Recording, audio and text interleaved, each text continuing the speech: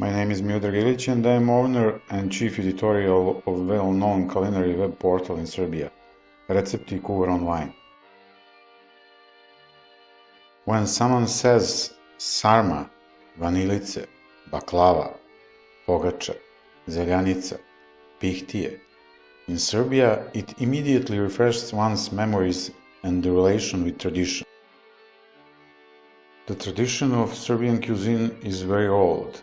One of the oldest Serbian cookbook was Srpski kuvar, Serbian cookbook by Krušedol monastery monk Jerote Draganović, published in 1865 in Old Slavic language. One of the most educated people living at the end of 19th and the beginning of 20th century, Sima Trojanović, who was ethnologist, published a book named Starinska jela I pića in 1896.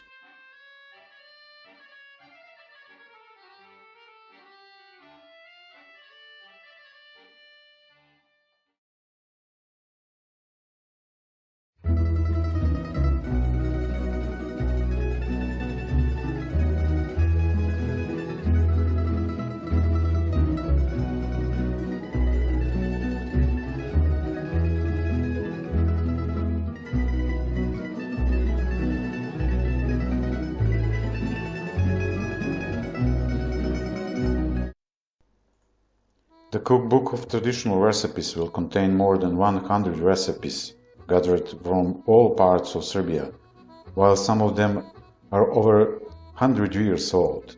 All texts in the book, as well as the recipes, will be written in the Serbian and English languages.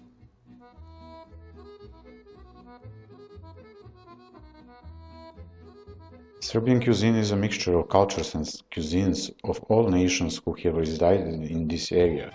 Naturally, Serbian cuisine has its own authenticity and specificity. Please support our project. Enjoy reading and cooking.